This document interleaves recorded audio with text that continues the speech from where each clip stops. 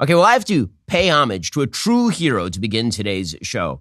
Not all heroes wear capes, and this hero happens to be a progressive member of the so-called squad. He is Democrat Representative Greg Gaetz of Texas. Just a truly impressive figure. Apparently, he declared a water and food strike, a thirst strike, on the steps of Capitol Hill for 8 long hours. 8 hours. He sat and had no food and no water, and was apparently patted and wiped down by a series of women. And then, finally, at long last, he took a drink. This hero of the Republic. And wow. Here we go. There he is. He's drinking water, guys. That is, after 8 hours, just astonishing. Astonishing stuff. Apparently, he was protesting a Texas law, House Bill 2127, that essentially gets rid of a bunch of local ordinances that are unnecessary.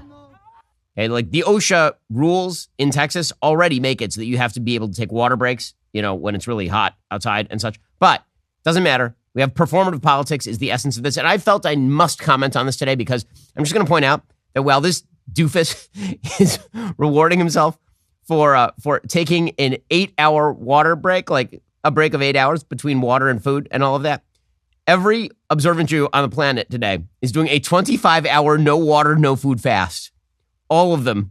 Right? It's Tisha B'Av, which is one of the saddest days in the Jewish calendar. It commemorates the destruction of the first temple and the second temple back in quasi-biblical times, and among a myriad of other horrifying events in Jewish history. And right now, like, we're all not eating and we're all not drinking. So when do we get our giant media coverage, like Greg Gaetz for taking a break for 8 hours? Next, he's going to hold his breath for 21 seconds to end global warming or something.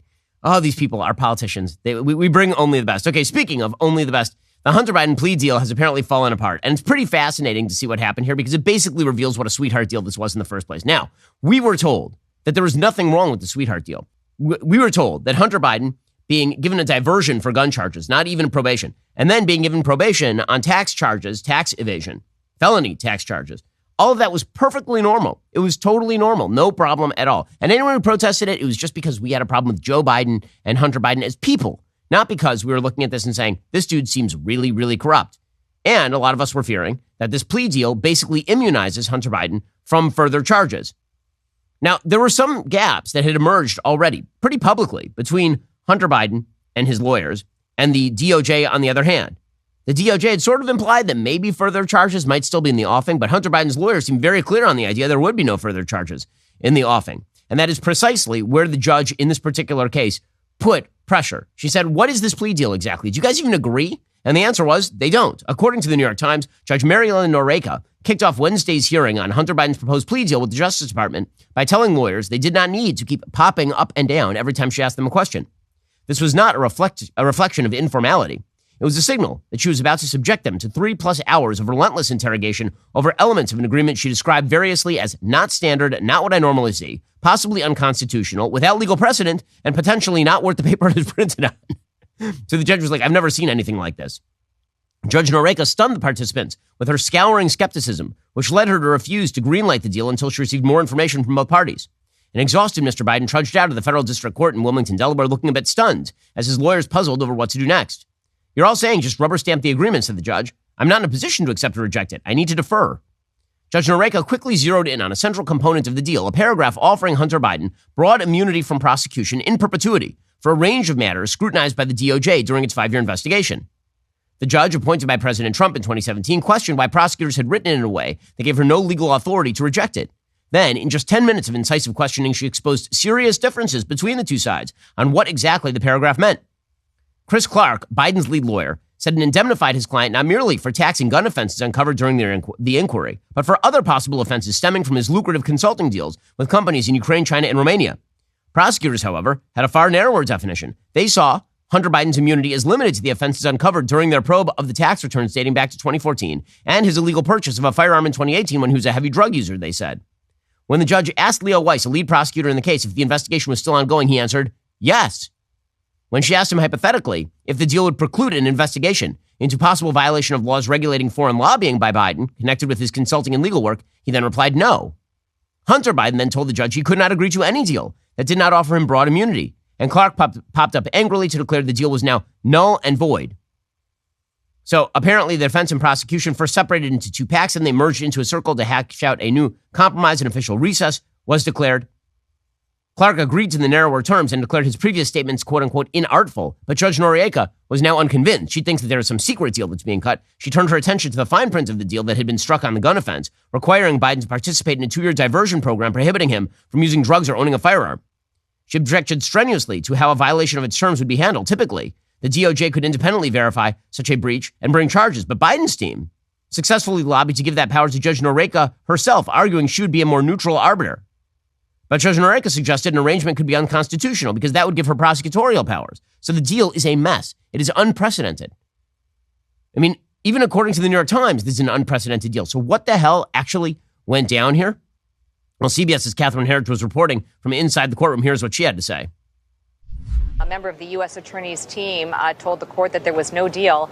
And one of the lead attorneys for Hunter Biden, Chris Clark, said as far as he was concerned, quote, the plea deal was null and void.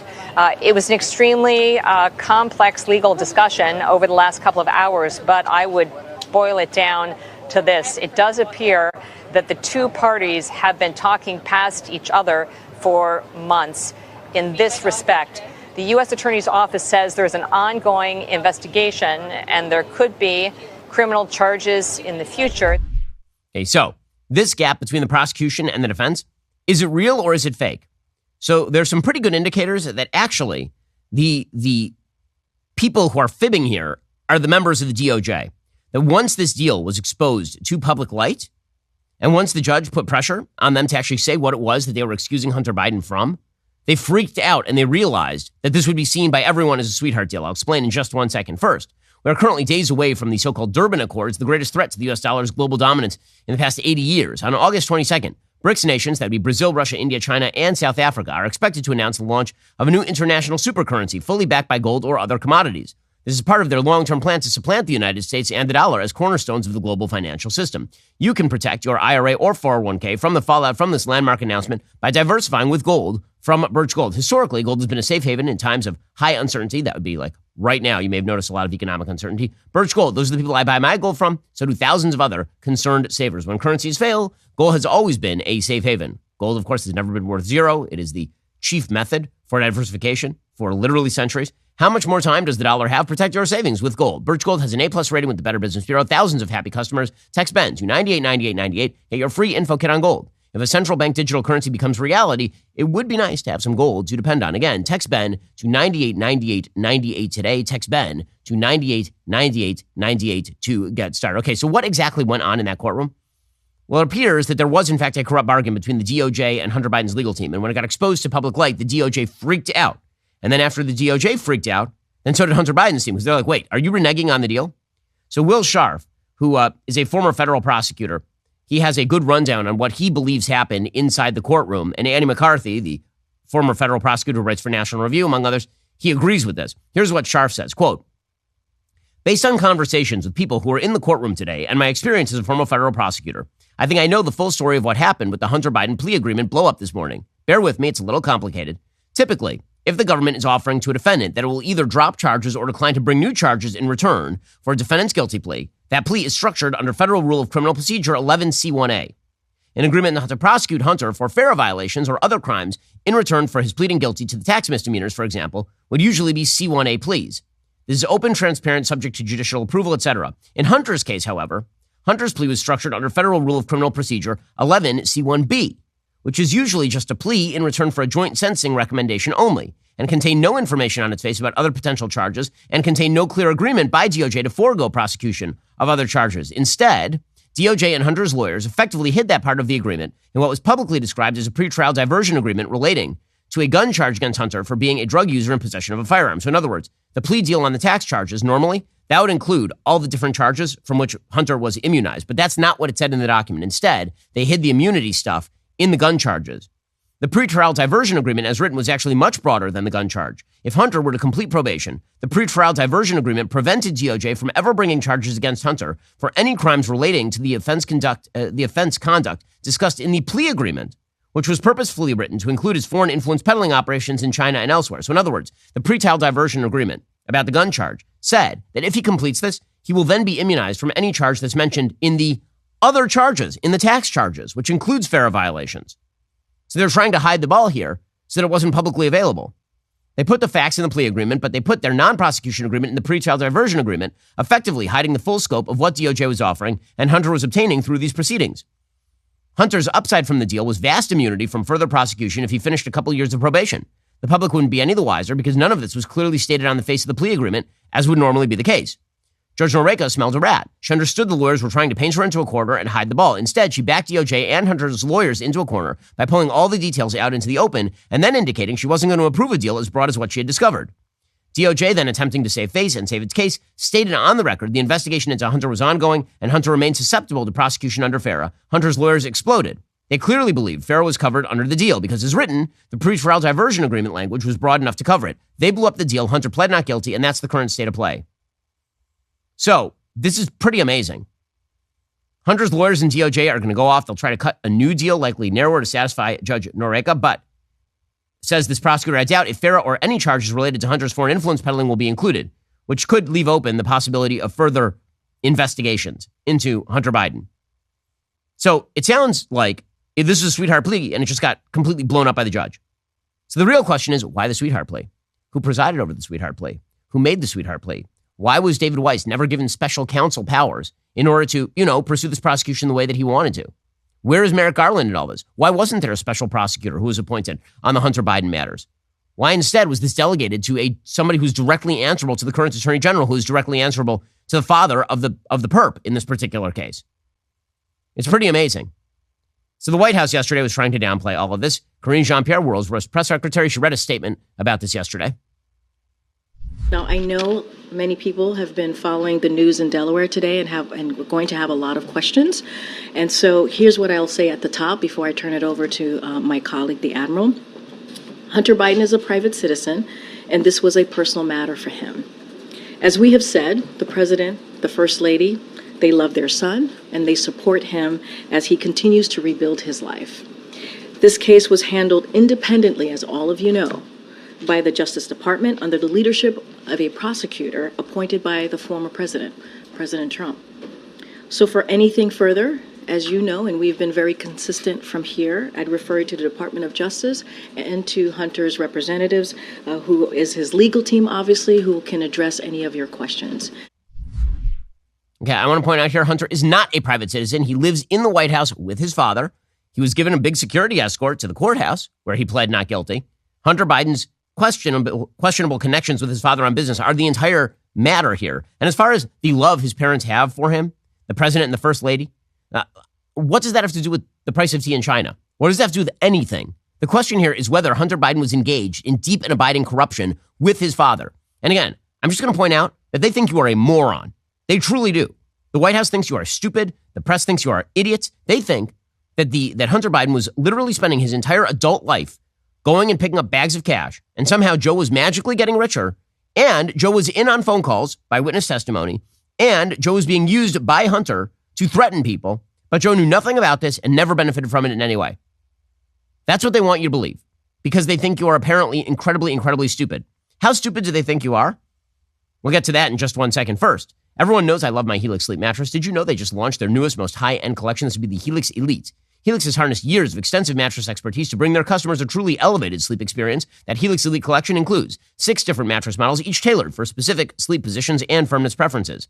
I've had my Helix Sleep mattress for 6-7 years. It is really fantastic. If you're nervous about buying a mattress online, you don't have to be. Helix has that sleep quiz that matches your body type and sleep preferences to the perfect mattress. Why would you buy a mattress made for somebody else? I took that Helix quiz. I was matched with a firm but breathable mattress. Go to helixsleep.com/Ben. Take their 2-minute sleep quiz. Find the perfect mattress for your body and sleep type. Your mattress will come directly to your doorstep for free. Plus, Helix has a 10-year warranty. You can try it out for 100 nights risk-free. They'll even pick it up for you if you don't love it, but you will. Helix has over 12,000 5-star reviews. Their financing options, flexible payment plans make it so a great night's sleep is never far away. For a limited time, Helix is offering up to 20% off all mattress orders and 2 free pillows for our listeners. This is their best offer yet. Hurry on over to helixsleep.com/Ben. With Helix, better sleep starts right now. Okay, so how dumb do the Bidens think you are? The answer is pretty damned dumb. So we talked yesterday about this breaking report that one of the people who bought some of Hunter's garbage art for hundreds of thousands of dollars then received a seat on a presidential commission. This happened to be a very wealthy Democratic donor. Unclear whether she received the seat before or after she bought the paintings, but the real question is why she bought the paintings in the first place, and the only possible answer is to get closer to the Bidens, right? I mean, it's an influence peddling operation, obviously. Well, Karine Jean-Pierre was asked about all of this, and she was like, well, I don't see how this is a big deal. I'd have to look into it. Would you, though? Elizabeth Naftali, she's made more than a dozen visits here to the White House and met with some of the president's most senior advisors. Can you tell us a little bit more about those visits, why she was here? I would have to look into that. I've not been tracking these visits that you're mentioning to me. No clue. No clue. It is all a mystery wrapped in an enigma, wrapped in a puzzle. What a puzzle box this is. It's like Knives Out or something. Who knows why somebody would buy garbage finger painting from Hunter Biden for hundreds of thousands of dollars and then receive a presidential commission? I don't know if we're going to be able to solve this one ever. It's just going to remain a dark mystery for the rest of time. Meanwhile, Karine Jean-Pierre was asked specifically about the fact that Joe Biden is very fond of cracking down on gun owners who are law-abiding. So what's the deal with Hunter? President Biden has spent most of his political career working on gun laws, on gun reform. Does he believe that someone who is charged with possessing a firearm illegally should be prosecuted to the fullest extent of the law? So here I'm going to be, I think I know where this question is going, and I'm just going to continue to say, as it relates to the case that we're seeing in Delaware, I'm just going to not speak to that. It is an independent matter. No one asked about this that. This is up for the Department of Justice. Even with the question that you're asking me, it's one of those legal criminal matters, and it's up to that process, that legal process. I'm just not going to speak to it here. That is a lie. That is a lie. Joe Biden routinely talks about prosecuting people to the full extent of the law for tax evasion. He's constantly talking about people who are not paying their fair share. Meanwhile, his son is having all of his tax bills paid by Joe Biden's friends. And by the way, the White House has pretty overtly shifted its messaging on the Hunter Biden-Joe Biden matters. As Philip Wegman points out over at Real Clear Politics, the language is undeniably different. Yet White House officials said 4 different times on Wednesday nothing has changed concerning President Biden's long-standing denial he was ever involved in the foreign business dealings of his son Hunter. Biden told Fox News on the campaign trail in September 2020, I've never spoken to my son about his overseas business dealings. And then he repeated that later, the next month. He said, I don't discuss business with my son. But the verbiage shifted in June when Ian Sams, a spokesman for the White House counsel's office, told the Washington Examiner, as we have said many times before, the president was not in business with his son. Asked by Real Clear Politics at the Daily White House briefing on Wednesday why the language had shifted and if both statements were simultaneously true, Karine Jean-Pierre then replied, nothing has changed on this. You could ask me a million different ways on this question. Nothing has changed. But of course, those are two very different statements. The president has never spoken with his son about overseas business dealings is not the same thing as the president is not in business with his son. As I pointed out the other day, in business is a very vague term. It doesn't mean anything. I am not technically in business with my wife. We don't jointly hold a business together. We only have a joint bank account and share all of our finances. So what are you talking about?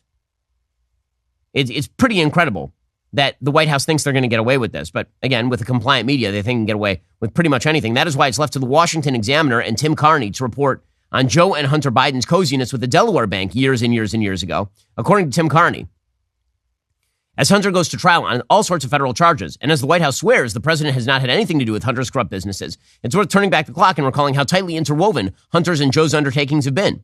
Let's start in 1996, when Joe Biden easily won re-election to the Senate. During that campaign, he sold his home to an executive at the Delaware-based credit card company MBNA for asking price. And the bank reimbursed the buyer for $330,000 of moving expenses. That's a bit shady, but Biden pointed out the House appraised for what it sold for. However, here's where the Joe MBNA Hunter connection gets harder to deny. Senator Biden was the champion at the time of a bankruptcy reform that financial institutions like MBNA loved. MBNA was Senator Biden's largest source of campaign funds in that re-election. According to Byron York, according to FEC records, MBNA became, by far, Joe Biden's biggest single source of contributions. Company officials gave him $62,000 in the 1996 cycle. Senator Biden and MBNA formed very tight ties, it's clear. Then, right after the election, Hunter was roped in. Hunter graduated law school in May 1996. Within just a few months, he landed a job at MBNA. Less than 2 years after graduating law school at age 28, Hunter was a senior vice president at MBNA, which was his father's largest donor. Then Hunter passed through the revolving door to work at Bill Clinton's Commerce Department After Clinton left office, Hunter cashed out and he went back to MBNA. In the years Hunter was a consultant for MBNA, MBNA was Senator Biden's largest source of campaign funds, easily. Employees and executives at MBNA gave Biden more than $94,000. So, yes, the corruption is endemic here. By the way, no one becomes a partner at a law firm after 2 years. I went to Harvard Law School, and then I worked at Goodwin Procter, which is a major national law firm. You know how long it takes to become a senior associate at a major law firm? It will take you 4, 5, 6 years to become a senior associate. To become partner, you're talking like 15 years. 2 years to become a partner at MBNA, a major corporation? Yeah, there's something fishy going on here, and there always has been, of course.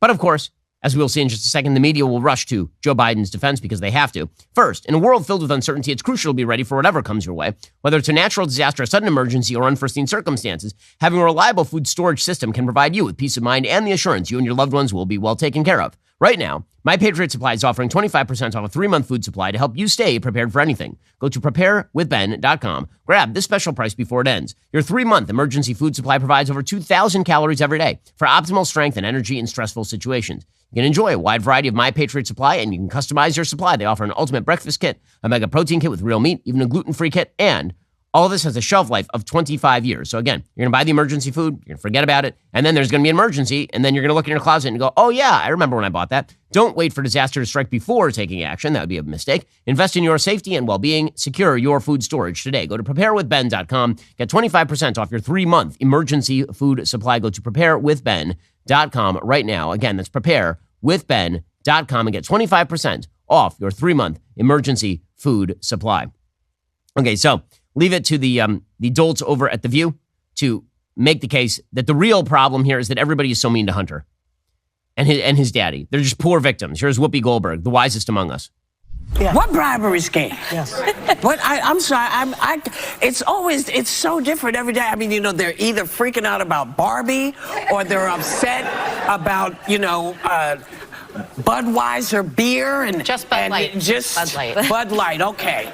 Now, we don't right? That's right. You don't want the wrong thing to get out. Yeah. But I mean, what is really happening here? I mean, how much punishment does Biden need because he won and they lost? Well, how much punishment does Biden need because he won and they lost? Yeah, he's living a real rough life out there, Joe Biden. Completely free of all criticism from the likes of Whoopi Goldberg, despite the fact that he is no longer functional and the fact that he's pretty obviously corrupt and has been corrupt for years with his son Hunter. Again, I just want to hear Whoopi Goldberg explain why Hunter texted his own daughter in 2019 saying he paid Dad's bills. That's all I want.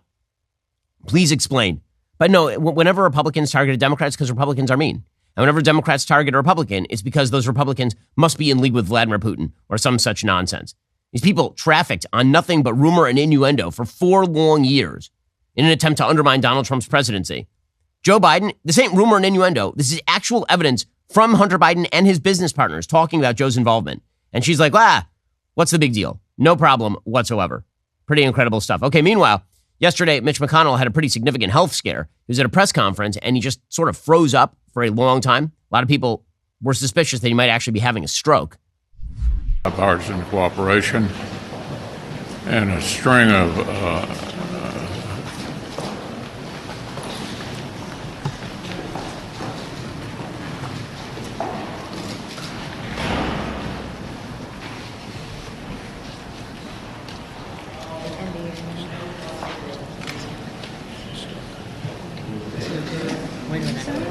I mean, obviously something disconnects here, and he starts to waver on his feet, and then they guide him away from the podium. Sure, go back to your office. Do you want to say anything else to the press? Go back. Go ahead, John. I'll take it. Let's go back to you. Go ahead, John. I mean, obviously something is happening. Naturally, we're not going to get the full truth about what is happening because we never get the full truth on these matters. Senate Minority Leader McConnell stopped speaking abruptly during the opening remarks of his weekly press conference on Wednesday. He was briefly escorted away. McConnell later said the 81-year-old felt lightheaded for a moment. That doesn't look like lightheaded, by the way. And noted he came back to participate in the question and answer section of the press conference. The incident startled fellow lawmakers and brought into the open lingering concerns regarding his injury and how long he plans to remain as the Republicans' Senate leader. McConnell, again, is currently 81 years old. Nancy Pelosi is currently 82 years old. Joe Biden is currently 80 years old. Donald Trump is currently 77 years old. Now, at some point, it might behoove the American people to elect leaders who are, below retirement age. And that might be actually something that is worthwhile doing. How about just like below life expectancy, like average life expectancy in the United States? Well, listen, I think that McConnell has been one of the most effective congressional practitioners for literally his entire career. But there is something going on and he is unwell. And this would make the third senator who's clearly unwell inside the United States Senate. I mean, Dianne Feinstein is no longer functional. She's 89 years old. And not only is she not functional, everyone knows she's not functional, and she's still sitting and voting in the United States Senate. John Fetterman had a massive stroke during the last campaign, and he cannot string sentences together. And the entire press is pretending that this is somehow a story about bravery rather than a story about people taking advantage of a person who does not have functional brain power. What's amazing about the Fetterman story is that he has a Democratic governor in his state who will simply appoint his replacement if he steps down. The same thing is true of Dianne Feinstein. And yet the status quo is so ingrained that people will not even tell people to step down, even if there's a governor of the same party.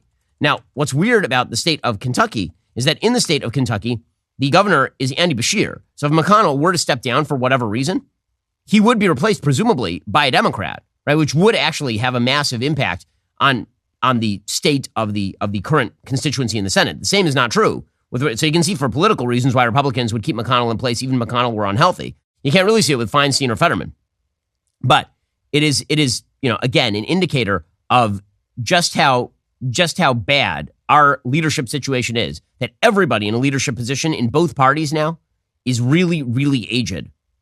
Now, what was amazing with media coverage of this, so CNN's Sanjay Gupta, he immediately said he needs to go get checked out quickly. Now, again, Joe Biden's frozen up 1,000 times, and I've never heard anything remotely like this from Sanjay Gupta. When you looked at the length of time that the senator seemed to sort of be unable to speak, freezing, as Monty described it, it was concerning. We actually looked at that tape very closely, and I'm hoping that he will get checked out, and his doctors will look at this as well. A petite mal or a mini seizure or a mini stroke, those types of things can cause brief symptoms like that as well. But bottom line is he should get checked out, and should get checked out quickly, because for some of those things, timing really does make a difference. Okay, I mean, that may very well be true, but I've never heard Sanjay Gupta say anything like that about Joe Biden, who frequently loses trains of thought in the middle of his speeches, who seems to wander off into walls. Meanwhile, MSNBC's Nicolle Wallace, she went even further. She said there'd be impeachment proceedings if Biden froze like that. Are you kidding? No, there wouldn't be. He freezes routinely. Like Joe Biden is constantly forgetting where he is. And you're the ones defending him. I wish him well. I wish no ill health on any human being in the arena or outside of it. And if this were Joe Biden, there would be impeachment proceedings underway for Centus Interruptus. That's exactly right. Our collective best wishes and prayers are for Mitch McConnell's health. It does raise the question that Republicans like to raise about Joe Biden, which is one of age. And I think, importantly, at least where I sit, I think we have to shut down questions of age in our body politic and focus instead on personal fitness. Is someone capable of serving? Are they of sound mind and the right health to continue to serve the nation? Oh, is that what you think? It shouldn't be about age. Well, yeah, that would make sure that Nancy Pelosi and Joe Biden never get asked simple questions ever again. Okay, meanwhile, we have new economic reports out today. The GDP came in for the last quarter. The economy apparently grew at 2.4%. According to the Wall Street Journal, the GDP's growth at 2.4% in the second quarter, which picked up slightly from 2% growth in the first 3 months of the year, means that consumer spending grew this spring at a slower pace for both goods and services. Business investment also strengthened from April through June, with companies spending solidly on buildings and equipment. The economy remains resilient. Spending remains very high. Again, what we are seeing is the aftermath of Joe Biden blowing so much money into the economy. There's still tons of money in the American economy. Economists, however, are dialing back their recession expectations. After many had projected that a downturn would start in the middle of the year in response to Federal Reserve policy, the Fed did act to raise its benchmark interest rate to a 22-year high on Wednesday, and Chair Jerome Powell did not rule out another increase. Here was Jerome Powell yesterday announcing yet another rate hike. Since early last year, the FOMC has significantly tightened the stance of monetary policy. Today, we took another step by raising our policy interest rate a 0.25 percentage point, and we are continuing to reduce our securities holdings at a brisk pace. We've covered a lot of ground, and the full effects of our tightening have yet to be felt. Looking ahead, we will continue to take a data-dependent approach in determining the extent of additional policy firming that may be appropriate. Well, all of this appears to be sort of up in the air, and it feels like the economy is defying gravity right now a little bit, because we had inflation rates that were up in the 10% range for a brief moment there, and now the inflation rates are still at 3-point-something% on the annualized basis. It's supposed to be at 2%. The Federal Reserve keeps raising the interest rates. The economy keeps chugging along, and that speaks to both the fact that the economy was pretty healthy before COVID, and it also speaks to the fact that we've blown so much money into the system that's still in people's pockets that eventually things are going to hit the skids. Now, they may not hit the skids fast. Right? Everybody was sort of expecting there to be a cliff-like recession. There would come a point where, boom, the market just dumps. But that may not in fact happen. What may in fact happen is a sort of economic stagnation sets in as the spending peters out. I think that would be fairly likely. Now, the Federal Reserve does have tools to jack up spending again, right? If the interest rates are the highest they've been in 22 years, this means they can lower the interest rates and they can jack up consumer spending if they actively believe that the interest rates have put inflation under control. But do I think that we're out of the woods here with regard to the economy? I have some serious doubts that we are out of the woods as an economy. It feels like there's some weird kind of countervailing forces that are having effect. So, for example, the real estate market, you would expect when the mortgage rates go up as much as they have, the real estate market would dump. The prices would go down. The problem is because the rates are so high, nobody is actually selling their home. So there's nothing on the market, right? So there's nothing on the market and there's nobody looking to buy. And so the prices just remain exactly what they were before, meaning that because there's so little inventory, the prices are still really high, even though the mortgage rates are really high. It just means the entire market has gotten a lot smaller. Like the amount of turnover in the housing market has shrunk dramatically. So where is that money that's not being spent on real estate going? Presumably into other consumer products. But it does feel like at some point here, people are going to run out of money. And when they run out of money, when the bills have to be paid, then they are going to have to start putting their houses on the market, even if that means they're going to take a loss on them. So again, I feel like there are other shoes to drop on the economy. I think a lot of other investors feel the same way. There are a lot of investors, apparently, who are saying they can read the Fed's poker face, according to the Wall Street Journal. They're suggesting that the Federal Reserve will have no reason to increase rates again, but they have no reason to say that now. So they feel as though the Federal Reserve has basically done all it's going to do on interest rates. And so people are kind of optimistic right now.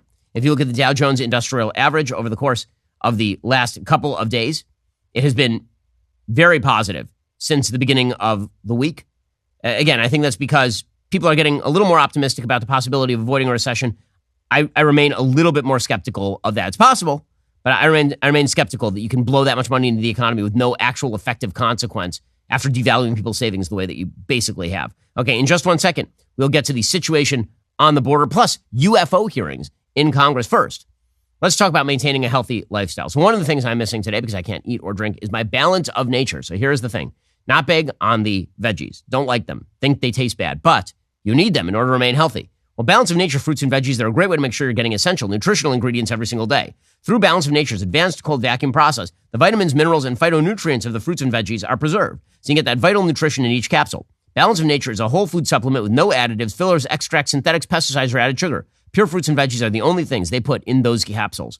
Balance of Nature sent a bunch of their product down to the studio for my team to try, and we love them. So, for example, producer Jake, that dude hates zucchini, but he does like his Balance of Nature fruit and veggie capsules. They make him feel a lot better, and they are very easy to take. The product is, in fact, kosher, so I can take it when it is not a fast day. For a limited time this summer, when you become a preferred customer at Balance of Nature, they're throwing in a free fruit and veggies travel set. They're giving an additional $25 off your first order. Go to balanceofnature.com, use promo code Shapiro for a free travel set and $25 off your first order as a preferred customer. That's balanceofnature.com, promo code Shapiro. Also, maybe you are one of the tens of millions of people who watch Netflix's hit show Making a Murderer. If so, you're going to love it. Daily Wire Plus's new exclusive 10-part docuseries with Candace Owens, Convicting a Murderer. It is coming soon. There's no such thing as your truth. There's only the truth. And Candace is tracking down the truth when it comes to making a murderer. Convicting a Murderer is a stellar series. It is coming very soon. Go to dailywireplus.com and subscribe today to make sure that you are a subscriber when this series is released. In the series, Candace found out key facts were omitted in Netflix's series about Stephen Avery. The end result is Convicting Murder. You're not going to want to miss it. Go check it out right now. Also get all the rest of the Daily Wire's great content, including Greatest Lie Ever Sold, What is a Woman, the largest collection of content from Jordan Peterson, including his series on the Book of Exodus. Join now. dailywire.com/subscribe. Become a member. See the truth when it finally comes out. Okay, meanwhile, there was a big hearing on the Hill about UFOs. Now, you may ask, why am I covering this so far into the show? Wouldn't that be like the number one news? No, because it's bullcrap. Okay, I'm just going to put it out there right now. There are no aliens on planet Earth other than perhaps Bernie Sanders. There are no aliens, okay? There may be in the universe. They haven't found us yet. Just saying it now, putting down the marker. So I have friends like Matt Walsh who suggest that this is all evidence that, yes, the aliens are real and they are here. Okay, well, according to the New York Times, even by the extraordinary standards of contemporary political theater, Wednesday's House Oversight Subcommittee hearing on UFOs stood out. There, in a somber chamber of the Rayburn House Office building, a former national intelligence official told elected representatives the U.S. government is sheltering alien spacecraft. After a succession of lawmakers rebuked what they characterized as decades of unnecessary secrecy in government programs that studied unexplained phenomena, Representative Tim Burchett, Republican of Tennessee, lamented a cover-up. He said stretched far beyond partisan politics. He said the devil's been in our way. And then he listed government entities, including the intel community and the Pentagon. He said it prevented Congress from obtaining government reports about UFOs. So let me just ask you a quick question here. Donald Trump was president of the United States. Was he not? You recall? We all recall. And do you also recall that when Donald Trump was president of the United States, he said a lot of stuff? Do you think that if Donald Trump actively knew that there were aliens and UFOs in the possession of the United States government, he wouldn't have just tweeted that within 5 seconds? Do you think the government is this amazing at secrecy? Like they're this good at secrecy for 70 years? Or is it that maybe they're hiding a bunch of other stuff, like their own military incompetence, or the fact that there are spacecraft or aircraft out there from other countries that they don't know about and they're not very good at handling? I have to acknowledge that it's a great way for Congress people to grandstand. And it was of both parties yesterday. So you had Representative Jared Moskowitz yesterday. He's a Democrat of Florida, saying it's long past time for us to know everything there is to know about unmanned space vehicles and such. For decades, many Americans have been fascinated by objects mysterious and unexplained, and it's long past time that they got some answers. The American public has a right to learn about technologies of unknown origins, non-human intelligence, and unexplainable phenomena. Those are not the words of a UFO Twitter account. Though that is a direct quote from Majority Leader Chuck Schumer, that the American public has a right to learn about technologies of unknown origins, non-human intelligence, and unexplainable phenomena. Okay, I understand that you all want to play the lead in the next like Tom Cruise sci-fi movie, but you have nothing. I'm sorry, you have nothing. Like really. And the evidence that's been provided so far amounts to people witnessing things with human eyes that they can't explain, which is like half of things that happen on a daily basis for many people. And also people claiming that they have seen documents that they say things that they haven't actually seen. So to take the former example, Matt Gaetz, Republican congressperson, he says that he saw an orb beyond human capability. Was it the one that Donald Trump was like with the Saudis with? You know, remember? What are we even doing here? Okay. And when he showed us the photo that he'd taken, I asked why the video wasn't engaged, why we didn't have a FLIR system that worked. Here's what he said. They were out on a test mission that day over the Gulf of Mexico. And when you're on a test mission, you're supposed to have clear airspace. Not supposed to be anything that shows up. And they saw a sequence of 4 craft in a clear diamond formation for which there is a radar sequence that I alone have observed in the United States Congress. One of the pilots goes to check out that diamond formation and sees a large floating, what I can only describe as an orb. Again, like I said, not of any human capability that I'm aware of. And when he approached, he said that his radar went down. He said that his FLIR system malfunctioned and that he had to manually take this image from one of the lenses. Weird how that keeps happening. How like all of these systems that would provide for the surveillance they always go down. Just like Bigfoot. So many people have seen Bigfoot.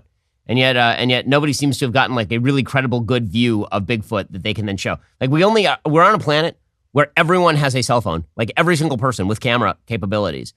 And you're telling me that no one has yet taken credible images of any of this magically. That's just how it works. Again, my skepticism, it's largely because I feel like many government actors, this is a way for them to avoid their day job. It really is. It's a great way of not having to actually legislate or investigate things that actually have consequences for the American people.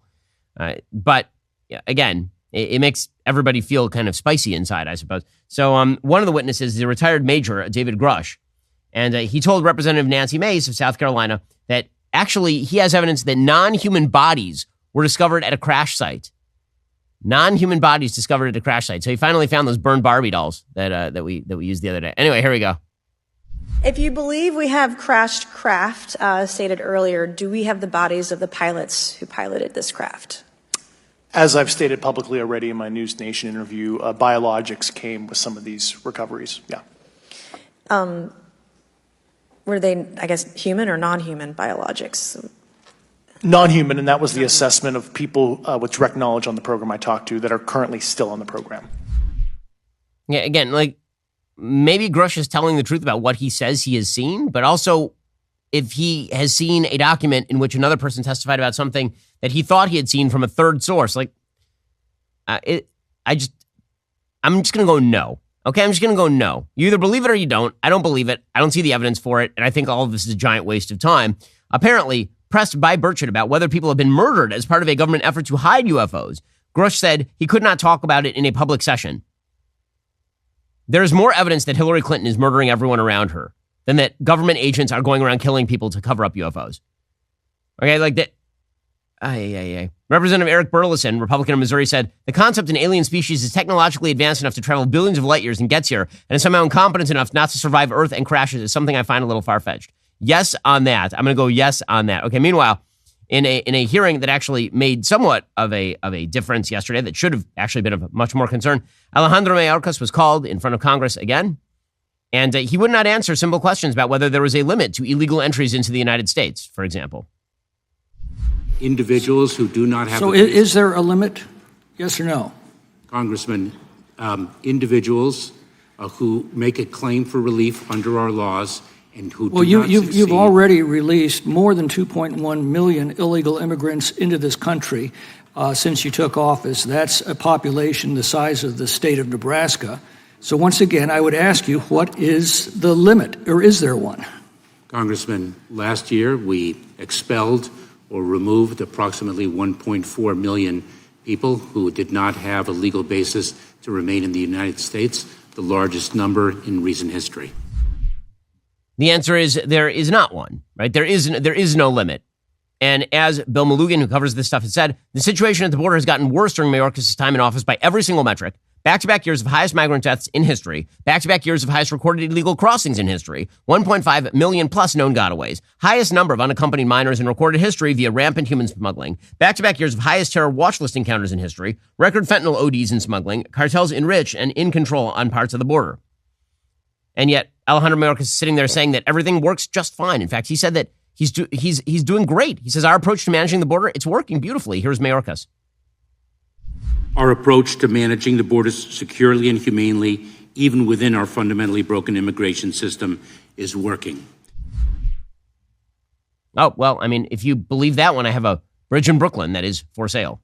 Alrighty, time for a quick thing that I like and then some things that I hate. So, things that I like today. There's an amazing opinion piece by a person named Blythe Robertson over at the Washington Post.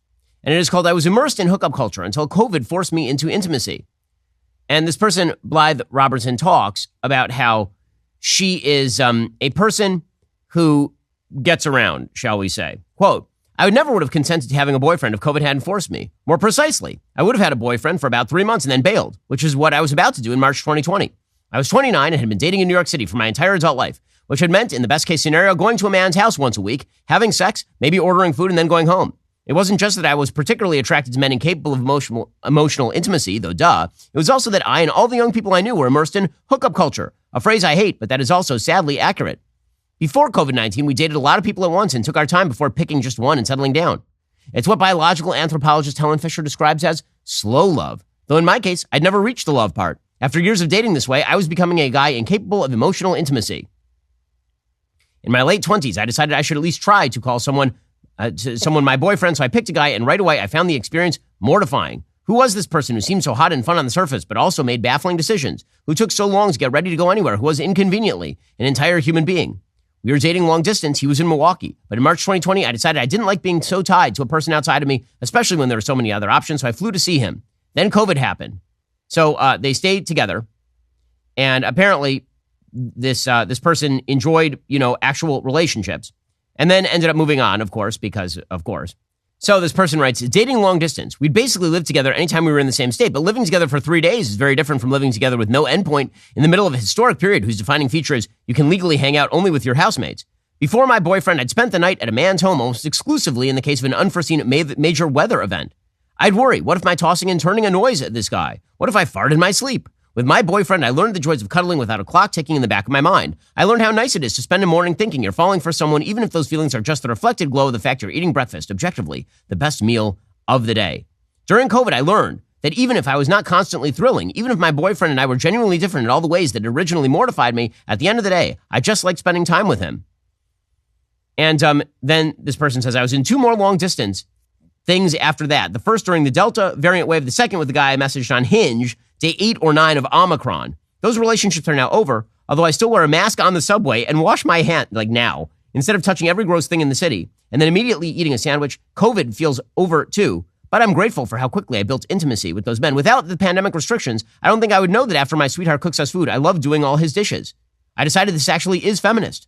I told each of those 3 men that I love them. You know, it'd be even better. Marriage. I know this is crazy talk. So you constructed an entire sexual revolution around the idea that people would be happier if they hopped in and out of the sack with randos.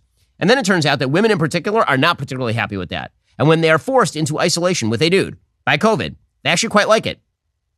But because they've been so trained that marriage is bad and that long-term commitment, longer than a few months, is bad, they break up again. And you end up telling 3 dudes you love them as opposed to, settling down with 1 dude. But it is incredible how the sexual revolution is a failure on every single level. And yet the people who promulgated the sexual revolution are totally incapable of seeing it.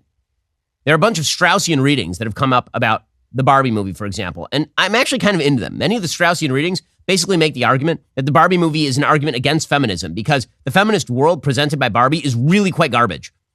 The women are actually happier for a brief moment in Kendom than they are in Barbie Land. Why? Because Barbie Land reflects the glow of second-wave feminism. And second-wave feminism has been terrible for women. It's made women miserable. Instead of having a balanced life, it's told them to put off the most important parts of their life, namely marriage and childbearing, in favor of the least important parts of their life, namely making partner at a major law firm. And now that women are kind of waking up to it, it's going to take a while for many women to wake up to it because they've so been inculcated in the idea that this is virtue now. The new virtue is rejecting the patriarchy, not actively seeking consonance with the natural law. Rejecting all of that, the search for authenticity. But what they're finding, women, is that what women authentically want is not what they were told by the feminist movement women authentically want. And sooner or later, it's going to dawn on a large number of women that happens to be the case. And life is going to change. In fact, I think that's already starting to set in. Okay, time for a quick thing that I hate. So speaking of things that I hate, so now because Hollywood has no ideas, Hollywood has decided that the success of the Barbie movie means it is time for a Lena Dunham movie directing Polly Pocket. So we've now done, we're seeing this all over the place, right? We had the BlackBerry movie, we had the Tetris movie, we had the Hot Cheetos movie. Like we've had a bunch of movies about 80s products. Beanie Babies did a movie. Now we are getting the Polly Pocket movie that is going to be directed by Lena Dunham, who is a trash person. Lena Dunham's her book in which she talks about effectively sexually abusing her small sister. It's not great, Bob. Aside from being a promulgator of precisely the worst kinds of morality that the sexual revolution has to offer in series like Girls, now they're now taking what you can say at its most sort of anodyne is that these are adult directors. Lena Dunham is not a director of children's film. She became famous for the extraordinarily sexually graphic HBO show Girls. And so they're taking her and they are saying, why don't you do the Polly Pocket movie? So I suppose they say that they're almost ready to go on this, apparently. Mattel execs say that there's already a great script. I doubt that because they certainly did not have a great script for Barbie. So they're also going to put into development Thomas and Friends, American Girl, and Barney. I assume that American Girl will actually be turned into a feminist icon who scorns America and believes that America was founded in 1619. Thomas and Friends will be about a gay train or something. And Barney will be about a purple dinosaur railing against global climate change, which is putting his friends and family in danger because people drive cars. I can only imagine this is where they're going with all of this. The Hot Wheels movie, they're doing a Hot Wheels movie that is going to be produced by J.J. Abrams as well. I just want to make sure this is real because it seems so parodic. This is from Variety, but I just want to make sure that this is not actually a parody, okay? Because it's so stupid. The Barney movie will be produced by Daniel Kaluuya. Apparently, the Mattel executives say it's going to be more like Being John Malkovich or Adaptation. I'm not kidding. That's what it says in Variety. The Hot Wheels movie will be grounded and gritty. I can't believe this is real. I can't. It's got to be fake, right? I mean, there's no way. There's no way. The Thomas and Friends. They're saying, yeah, this can't be real. Okay, whatever. It can't be real. They're saying Thomas and Friends will be directed by Mark Forster of World War Z and Monsters Ball. That can't be real. Everybody's buying it. So, and it's not April Fools. So I'm super concerned that either everyone is really gullible or it's real, and I can't tell the difference. And I'll be honest with you, I literally can't tell the difference. Okay, I'm just going to let it go because I have no clue. Alrighty, guys, the rest of the show continues right now. You're not going to want to miss it. I'll be speaking with the attorney for Derek Chauvin, who is the man convicted of the killing of George Floyd. If you're not a member, become a member. Use code Shapiro at checkout for 2 months free on all annual plans. Click the link in the description and join us.